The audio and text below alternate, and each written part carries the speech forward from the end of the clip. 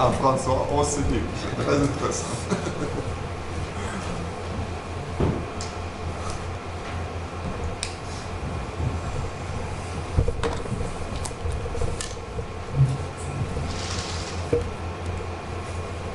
I will begin with I will use.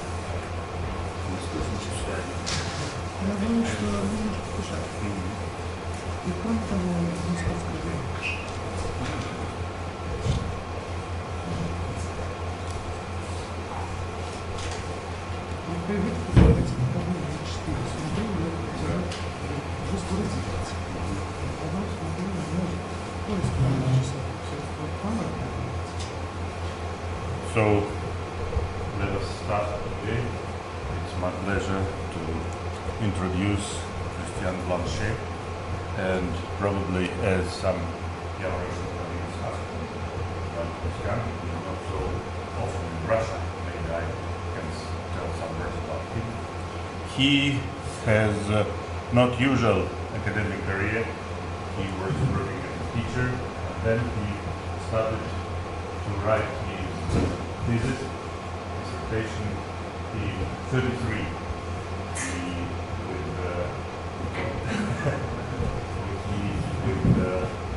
He wrote his thesis with Pierre Vogel, and then he worked as the maître de conférence in Nantes. After that, he became a professor in the University of the South of Britain, which is written here, but now it is a mistake. And then he moved and worked now as a professor in Paris. So, Thank you very much, Basil. So, thank you for the presentation. So, I, in fact, started my mathematical life with quantum topology, with the beginning of quantum topology. So I appreciate to be here for this quantum topology conference. So, let us remind the basics of what I said yesterday. So, we started with quantum SL2, and what we should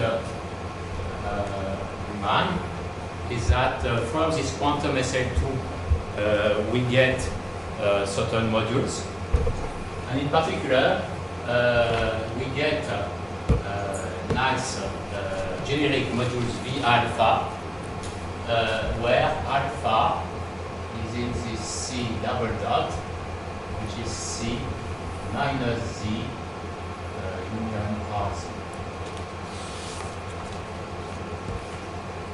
And for the new construction, these modules are nice. And the point is that from this, you get a ribbon category.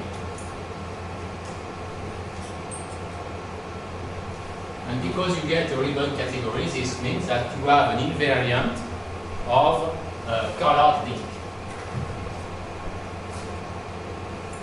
In fact, of colored tangles.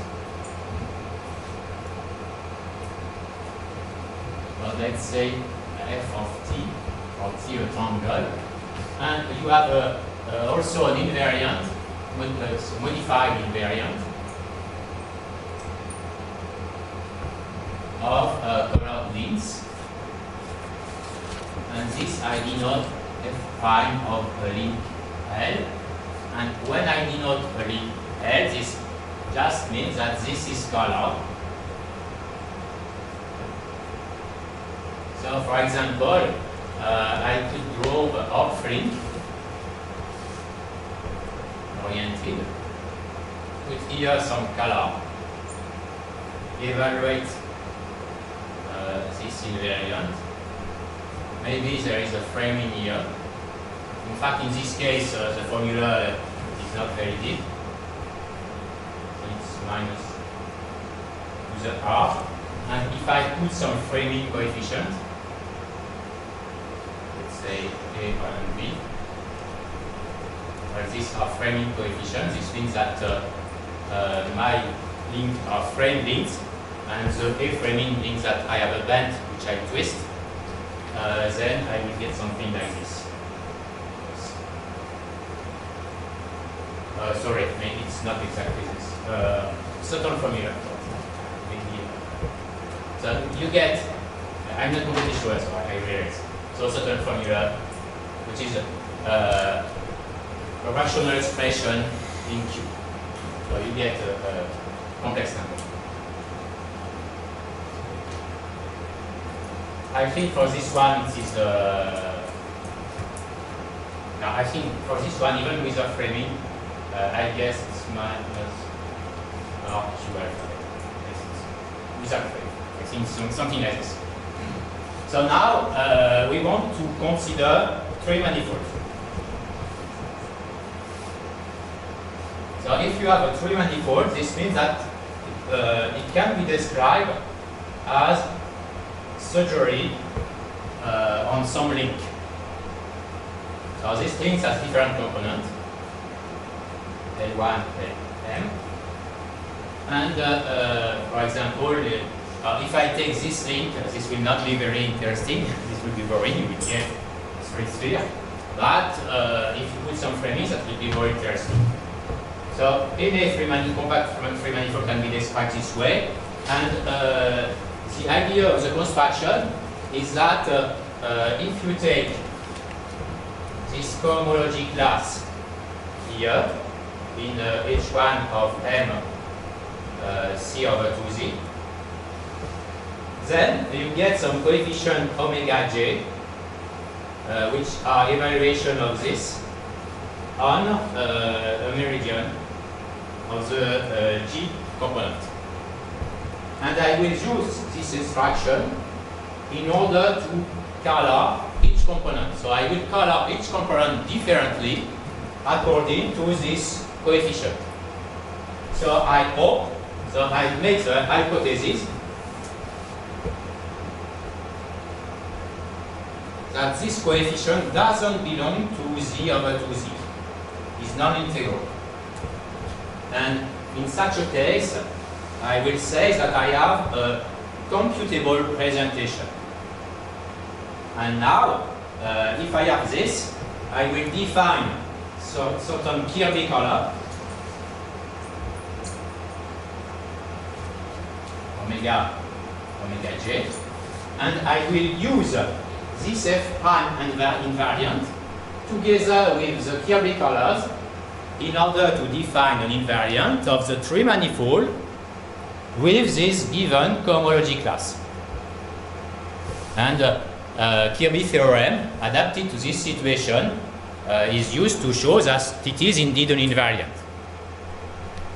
Okay, this is the basics of the story. So what do we get? Now, this was the quantum group. And here I show, I will normalize this CGP invariant differently. So here you recognize this modified link invariant F prime, the surgery presentation, the specific Kirby element corresponding to the coefficient, and I changed, here I have added a colored graph. You can forget if you want. And I just renormalize the Kirby element, and this way the signature correction can be written with only just one coefficient. And for a nice surgery formula for constructing the TQFT, or more exactly the HQFT, I put this eta, which will be the value for the sphere. And with appropriate coefficient for surgery formulas, we get this invariant. And so we should say that it's an invariant of three manifold with admissible cohomology class, and admissible cohomology class have computable surgery presentation. So the value is the same for any computable surgery presentation. So So we have in mind that we have a flat connection, but with some genericity property, not any flat connection. The trivial flat connection is not allowed. And then it's interesting to consider the R equal 2 case. So in the R equal 2 case, that was this is written with many details in a very nice Oregulos paper on quantum relative of Alexander polynomial. But this was also differently written by Jun Murakami, and I was said by Nikolai Greshetikin that the idea was already in a paper, in an old paper that by Kulish and Greshetikin. So the idea that you get multivariable Alexander polynomial from some quantum SL2. And so this means that if you take this specific root of unity, the smaller one, so you start with q equal I, the fourth root of unity, and then this quantum invariant is a frame version of the multivariable Alexander polynomial. The normalization is that usually called the Alexander Conway function. So we have this multivariable Alexander, which is a kind of classical thing, and we modify with a coefficient which involves the Linkin matrix. This depends on the Linkin coefficient and also the framing coefficient. So using this, the question is, what about the three-manifold invariant we get here, in this specific case? And the point is that for this three-manifold invariant, we also, using this, get a formula with, we get a surgery formula where we see the multivariable Alexander polynomial and the framing correction and those weights which come from the definition of the Kirby color. These are the modified quantum dimension. So what about this? So now we have a look at Vladimir Touraev's work on Redmeister torsion, and in fact we compare and we obtain this nice result. Maybe it will be a bit surprising because what we get here is a relationship between our Z2 invariant from three-manifold with this cohomology class. So of course this cohomology class gives a local system. This local system we denote it by this phi omega. And because we have this local system, we have a Redmeister torsion. This Redmeister torsion has some ambiguity, but this ambiguity was solved by Vladimir. But the price was to introduce a spin C structure. It appears that the contribution of the spin C structure can be extractive. So yes, we show this theorem, and the point is that, of course, this is B1 of the manifold, so the rank of homology, and here we get a quadratic linking function, which is a slight extension of a quadratic linking function defined by Delou-Masugo. So one good point for our quantum invariant is that for a small root of unity, in which case they were quite boring with the semi-simple construction, we get nice classical stuff.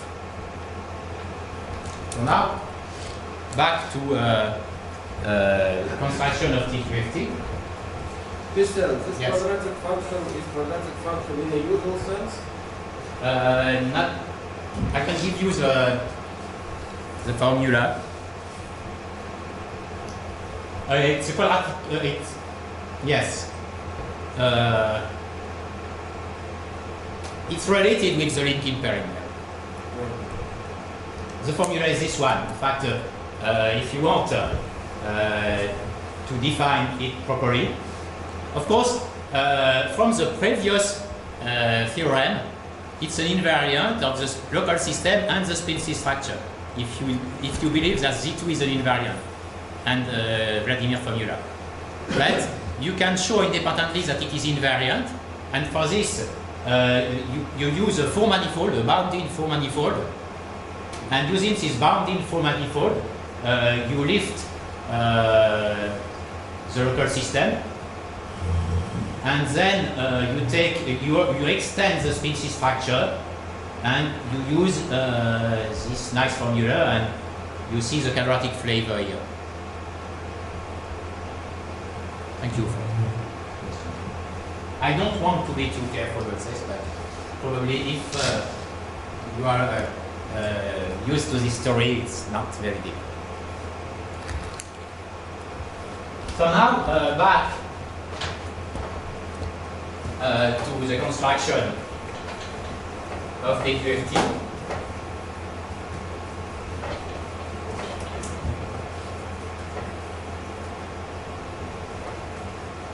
So maybe, I will first skip the idea of construction and make some description.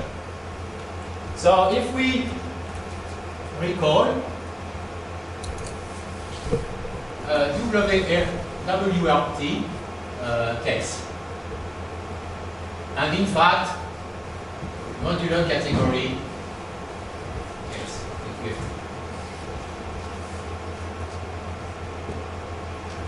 So the idea was that if you have a genus J surface, you associate to it a certain vector space,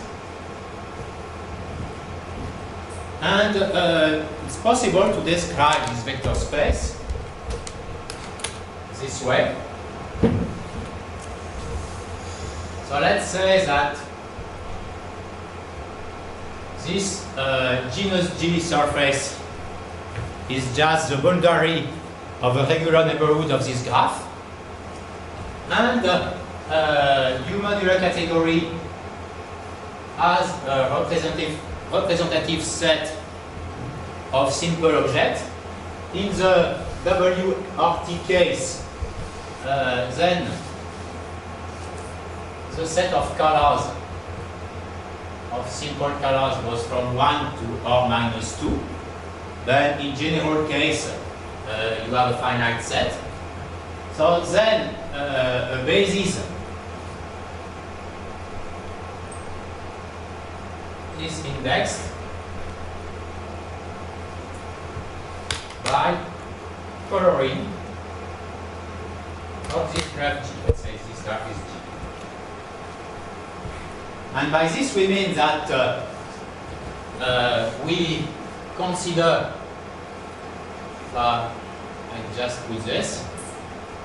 In fact, the idea is that any edge is colored with an object, and any vertex will be colored by a vector in a certain multiplicity module. But in this case, the multiplicity module So is this graph a certain chord diagram, or? No, it's just a topological graph. It's drawn on the plane, and you just secant it in free space, so you get a handle body, and you identify your surface with the boundary of this handle body. So it's a very simple topological situation. Now the idea is that in this handle body, you can include ribbon graphs. So we just need an instruction so that this will be legal ribbon graph in the handle body, and this ribbon graph will give a vector in this vector space, and the theorem will be that a certain family of scalar-driven graph give a basis for the vector space. And for example, we can give formula for action of diffeomorphism of the surface on this vector space, for example. So here, coloring will be that we have a map from set of edges to gamma, and for each vertex,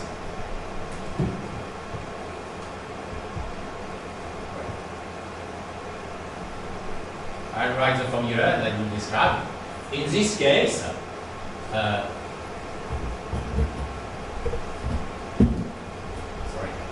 then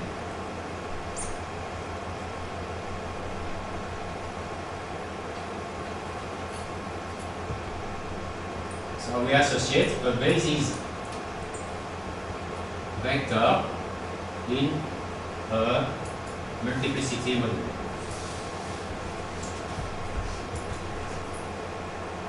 So this multiplicity module, you know that if you have like this, let's say I, J, K incident to a vertex, then you get a multiplicity module H of I, G, K, J, K, which is, let's say, hash of E, C, and that's all.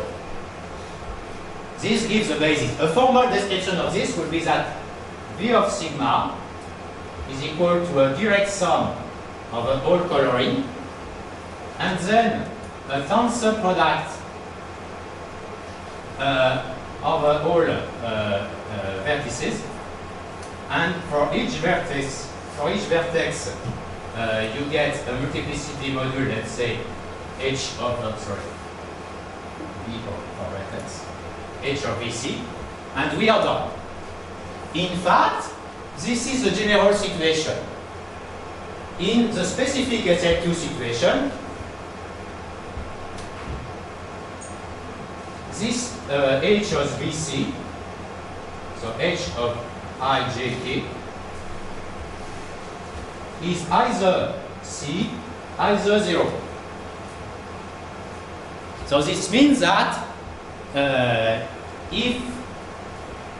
this will be with the condition that I plus J plus K is 0 mod 2. You have the triangular inequality.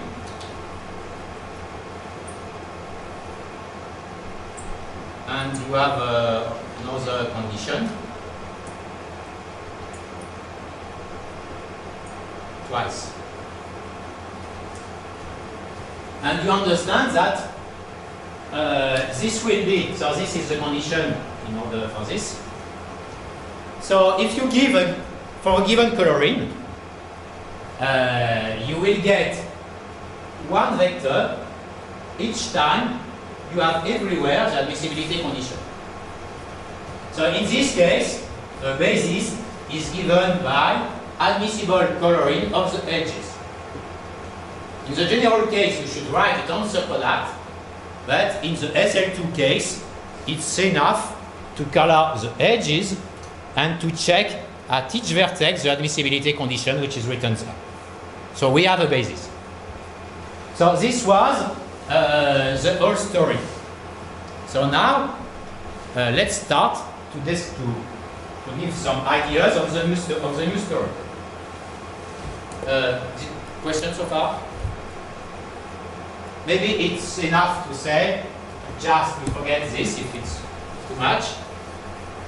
I just put a map from edges to gamma, and I ask this condition. But if you want to understand the two steps in the future, I need also a little bit the general picture.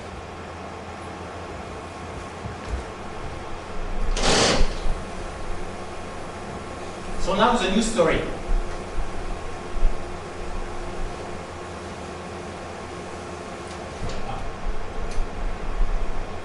Now for the new story, there are two cases. So we will start with sigma and omega in H1 of sigma C over 2Z.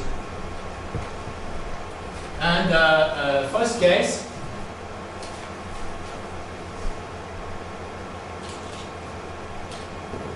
omega is not in Z over 2Z. Let's say non-integral. Omega is generic enough.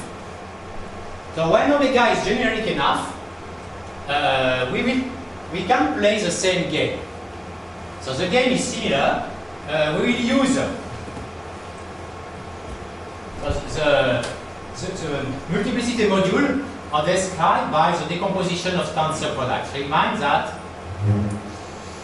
this is sum, direct sum for gamma in alpha plus beta plus HR of V gamma. And this HR, remind that this is minus R plus 1 minus R plus 3 until R minus 1. So from this, we have multiplicity module. So multiplicity module are H, let's say alpha, beta, gamma. Here the situation will be oriented equal ohm in this category of V alpha tensor V beta to V gamma. So this will be C or 0, depending if the admissibility condition here is satisfied or not. So with orientation, so it will be C if gamma belongs to alpha plus beta plus HR. The point is that this is exactly similar to the simple case before, and we can see what is an admissible coloring of a graph provided we stay in the good colors. Here this is provided alpha, beta, and alpha plus beta are not in H1, sorry, in Z over 2Z. But nevertheless, we can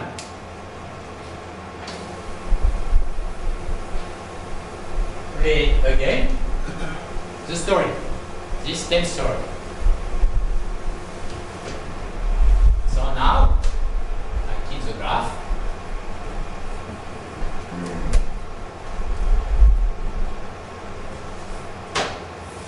Suppose we have a graph and omega evaluated on each meridian of any edge is generic, not in Z over 2Z.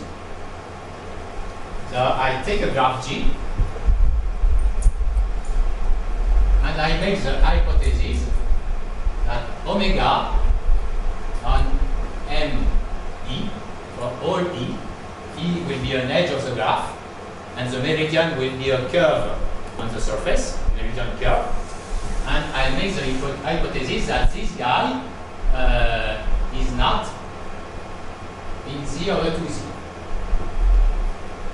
So then I will color edges. I have a notion of admissible coloring.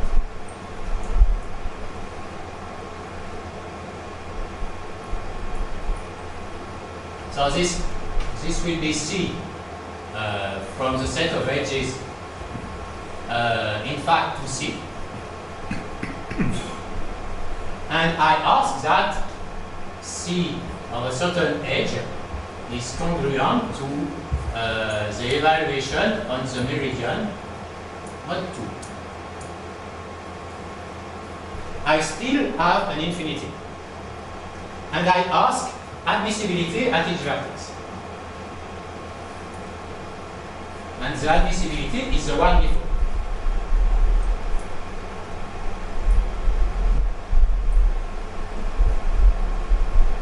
Okay, we can show easily that those ribbon graphs generate, but we have infinite number. And that's true that we can reduce this. So this way we get generators.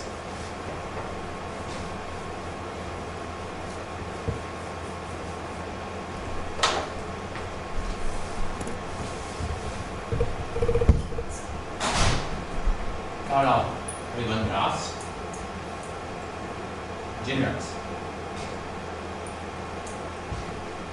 a graded space V of C. In fact, it will be graded, sorry. So I should add an edge here for some reason. So now I will consider coloring of all edges, including this extra edge. I need this extra edge for some reason. So now, how can I get a finite dimension? In fact, I can modify, there is an action of a group here. There is action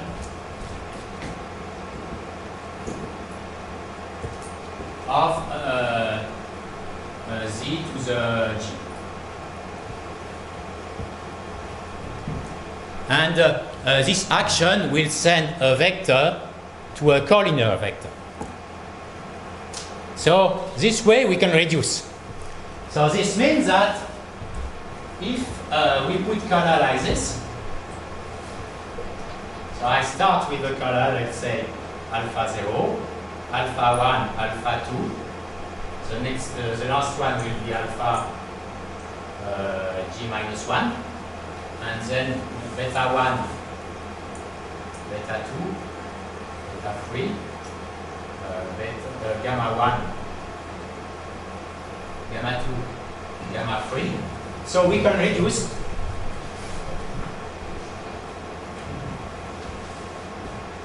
to alpha, the alpha j between 0 and 2r, for example, using this action.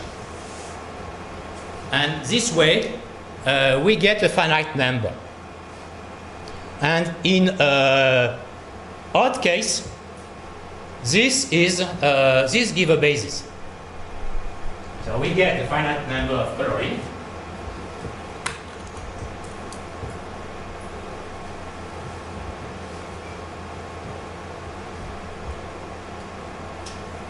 And hence basis. Basis for odd R.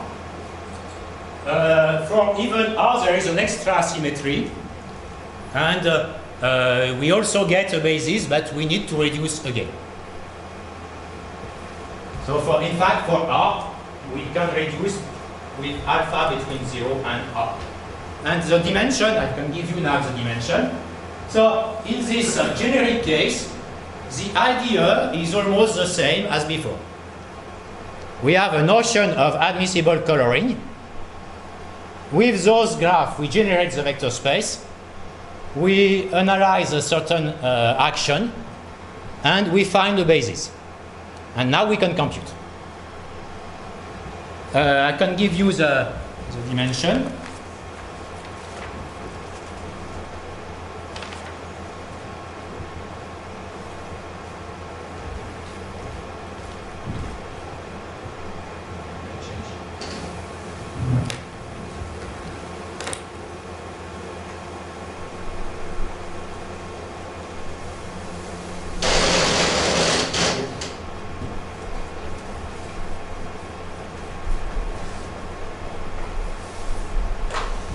So in this case, we get dg of R equal R 3g minus 2 for R odd, and R over 2 to the g, R 2g minus 2 for R even. Remind that for R even, R is 0 and is 2 multiple. So we can do it also for the other case, but it is spin's case. Note that this space, there is a graded Verlinde formula. In fact, the space is graded.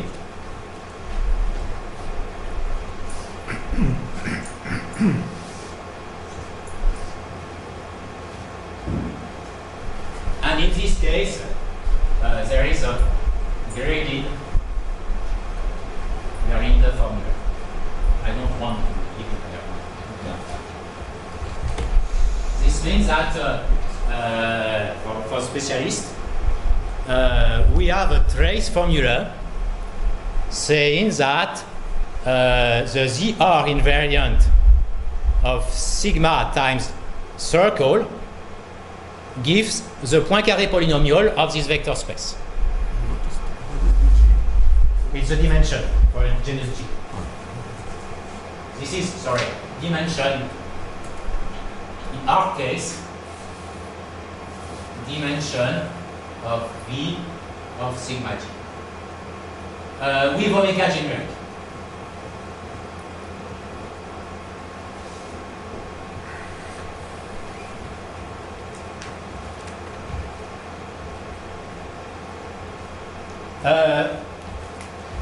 Let's say that if you start here, then you start with alpha, then you put beta. For example, if you take R equal to, then here you will have alpha plus beta plus or minus 1. Here you will get alpha plus beta plus or minus 1.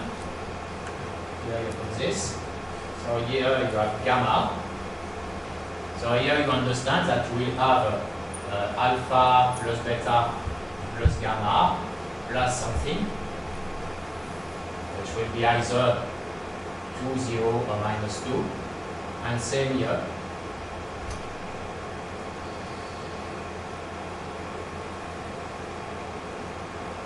And you see that there is a gap here. And this gap will be the color of the remaining edge. And this is the gradient. The gradient is here. Okay. So already in this case, we get interesting thing. So from this, we have application.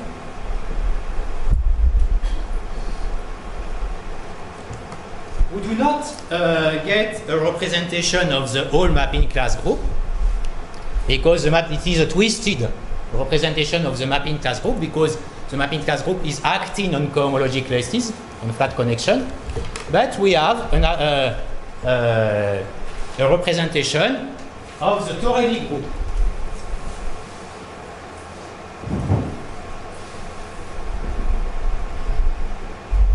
So the Torelli group is the subgroup of the mapping class group, which acts trivially on homology.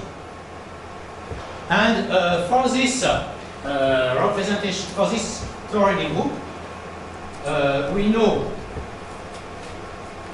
interesting generator. And the point is that if you have a bounding pair like this,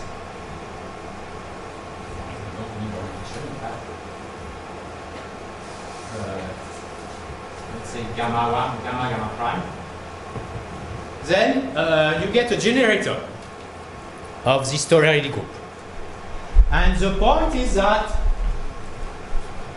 the statement, and it's easy to show it here, is that so a generator is the twist gamma composed with the twist gamma prime inverse.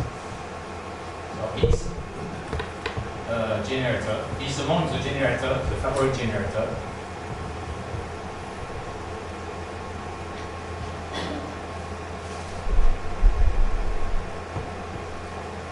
So the point in this construction is that this generator has infinite order in the representation, which was not the case in WRT TQFT. So we get a representation of the topology group where those elements are acting with infinite order. We don't know anything about the kernel of this representation.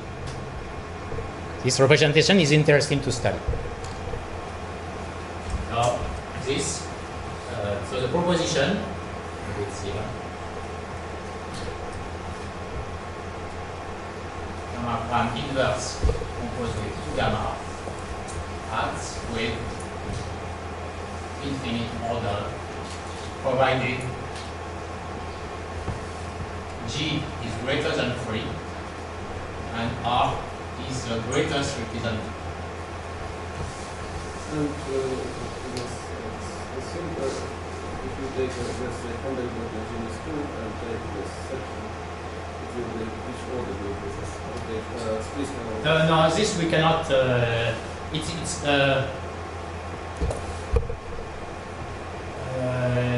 It's not clear that it has infinite order for the moment. We should use something else, but I don't. we will have finite order, yeah? Such a I think so. The point is not. It's not clear because the point is that if you take a separating curve, then the evaluation of the cohomology class is 0. So you cannot do this. okay. You need more complicated stuff I will sketch now. Okay. So this was the generic picture, and for your question, I cannot use the generic picture. I should go deeper in the theory, what I will say now. So maybe I have 5 minutes.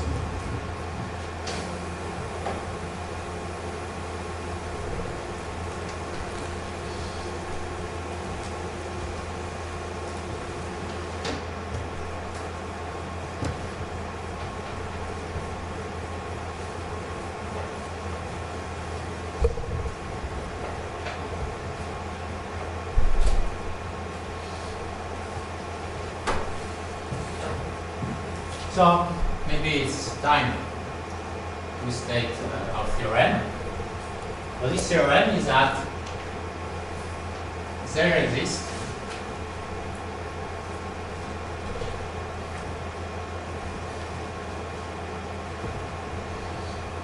maybe I should check TQFT extension of ZR on cobordism on the category of admissible cobordism.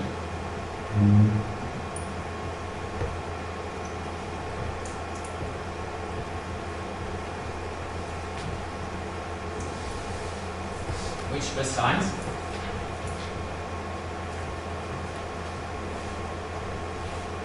to a surface sigma. Maybe, so I need something else for specialists, so at least I need omega, but maybe I will put some, I should put a base point. Maybe I will have colored point. This is base point, and I need a base point on each component if sigma is not connected. And then I have this cohomology class, and I also need a Lagrangian for specialists for the framing anomaly.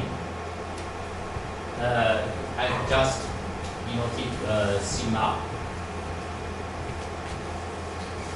A graded vector space W of sigma and a dual vector space prime of sigma. I say this because when sigma is non-admissible in the sense that it's not generic, the dual vector space is not canonically, is not isomorphic to V of minus sigma. Can be different of V of minus sigma in some cases. non-generic cases.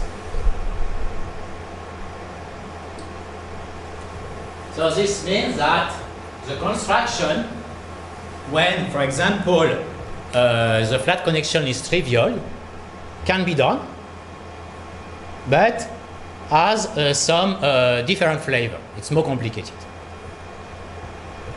But we can work with this.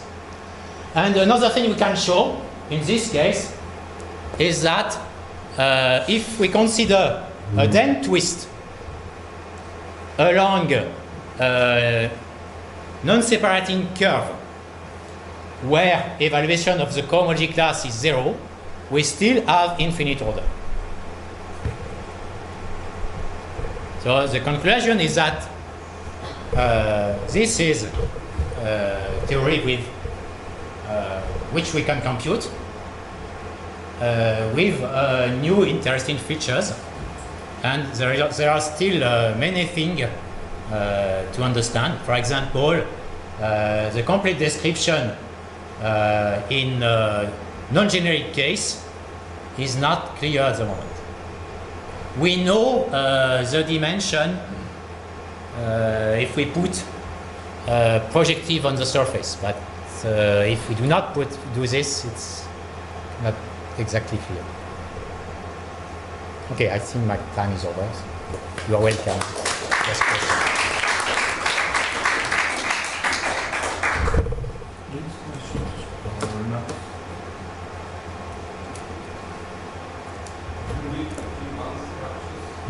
Yes, yes, P1 or whatever. Something with a signature defect. Sure, for sure. For the same reason.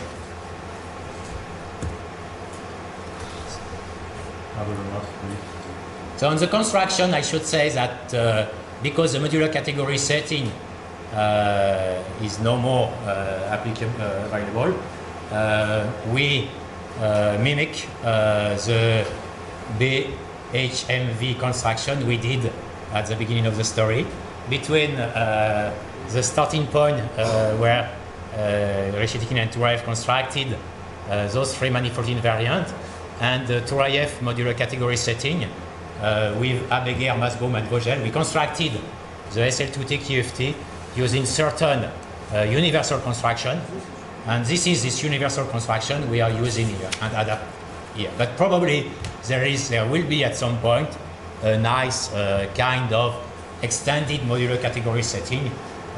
We are thinking about it, of course.